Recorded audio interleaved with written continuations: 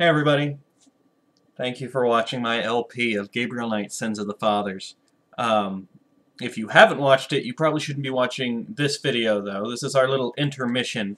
I love the Gabriel Knight series, so I've decided to go ahead and keep going. I'm going to do the second game next, which is probably best as it comes after the first.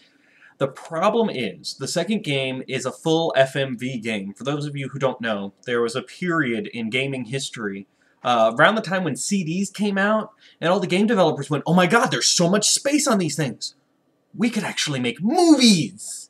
And so they'd hire actors, and the actors would act out the game, instead of having drawn images.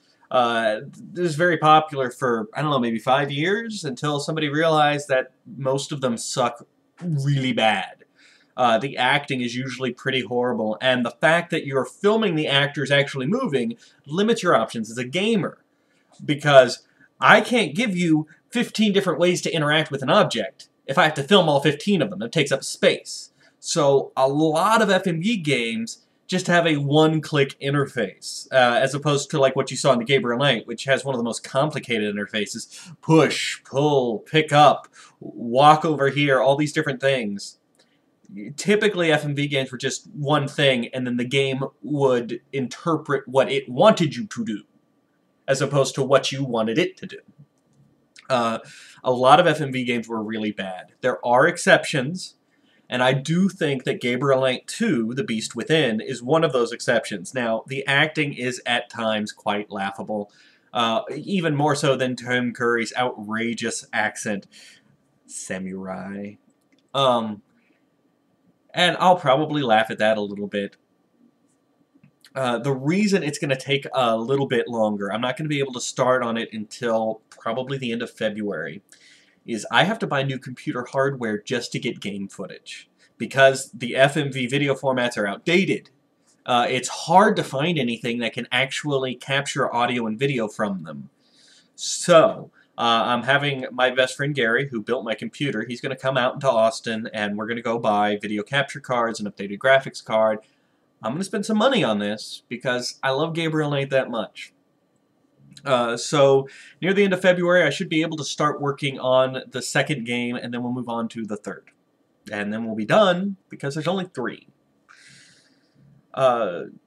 And I just want to take this opportunity. It's one of the reasons I love Gabriel Knight so much, and I realized it as I was replaying this game for you guys. Gabriel, in the first game, first of all, he gets way in over his head very quickly. Never tries to back out. Gabriel's approach, even through the rest of the series, to dangerous situations where he's out of his depth, seems to be to wade in as deep as he can and figure something out. But my favorite part, and what makes Gabriel such an icon for me as a hero, is the fact that in the first game we learn not only this whole voodoo thing going on, but it's tied into his family's history. And his family has a divine mission. They are charged with fighting the occult and protecting humanity. It is passed down father to son to son to son until his grandfather ran away. Gabriel finds out this is his destiny. He must spend the rest of his life in mortal danger, fighting against things that he never knew existed in order to protect humanity. And not once, not one time, does he ever say anything along the lines of, why me? I just wanted to live a normal life. Gee, I just wanted to write books. That's all I ever wanted. I didn't want any part of this. No, he's told, you have this destiny. He goes, all right, let's do it. I love that. Because you don't get that in TV shows or movies nowadays. Anytime a character is handed that kind of destiny, more often than not there's going to be that scene where they have to come to terms with the fact that their life is forever going to change. Oh, this isn't what I wanted. This isn't what I planned. Gabriel just says, well, destiny. Let's do it. I also like that he's very irreverent. He stays irreverent. Even in the most dangerous of situations, he's still cracking jokes.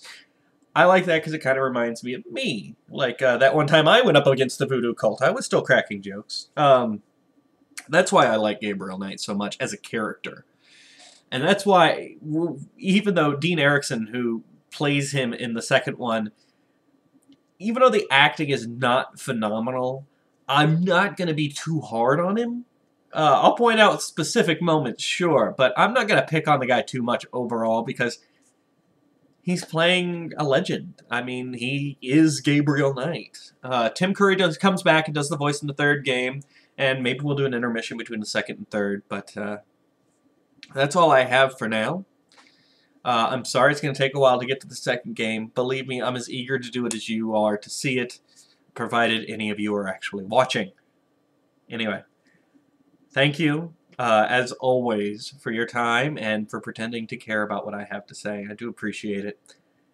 And I'll see you as soon as I get my hardware updated for you. Bye.